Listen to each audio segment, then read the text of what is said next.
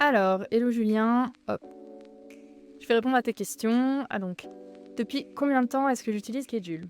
Alors, j'utilise Schedule depuis bientôt 2 ans, pour moi et pour les clients que j'accompagne, sur la stratégie marketing digital ou en ghostwriting. Qu'est-ce qui t'a attiré chez l'outil et pour que tu te lances? J'ai utilisé beaucoup d'outils de planification de posts avant Scheduled et à chaque fois, ma frustration était la même. Ces outils n'étaient pas directement connectés avec l'outil de planning éditorial que j'utilisais, que ce soit un calendrier ou un Google Sheet ou un Google Doc, ce qui pouvait engendrer beaucoup plus de travail si j'avais un retour de dernière minute d'un client par exemple sur un contenu ou un changement de date ou d'horaire de publication. C'est-à-dire qu'il faut à la fois modifier dans ton calendrier éditorial et faire la modification sur ton outil de planification, donc double travail. Déjà pour moi, Notion, ça a été une grande et première révolution dans ma gestion de planning éditorial, parce qu'en fait, ça vient fusionner à la fois le Google Sheet ou le Trello ou Asana sur lequel je faisais le planning et le Google Doc sur lequel je faisais de la rédaction de contenu et je demandais des retours de manière collaborative. Et pouvoir connecter Notion à LinkedIn directement, ça me fait gagner énormément de temps.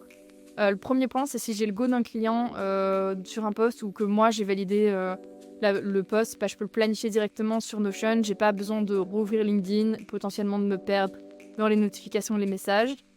Le deuxième point aussi qui m'a vraiment plu dès le début de l'utilisation, c'est que la mise en page publiée et reste très fidèle à ce que j'ai défini déjà sur Notion, ce qui n'était pas le cas de tous les autres outils, ou quand tu fais des copier-coller de ton outil de planification à LinkedIn, tu peux être un peu déçu sur la mise en page.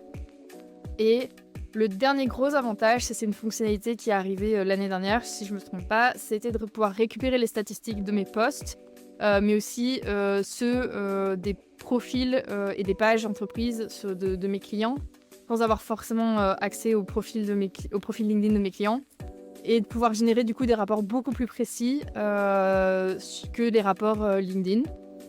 Donc ça, c'est vraiment le truc que j'utilise le plus aujourd'hui. Et est-ce que j'utilise Schedule au quotidien ou de façon régulière? Alors, je pense qu'entre ma création de contenu et celle de mes clients, je dois utiliser Schedule de façon quasi quotidienne. Par contre, le truc le plus dingue, c'est que c'est fait de manière complètement transparente, c'est-à-dire que je me connecte quasiment jamais à Schedule. Tout est déjà intégré dans les pages Notion qui sont dédiées à la création de contenu pour moi ou pour mes clients. Donc finalement, j'utilise tous les jours sans m'en rendre compte.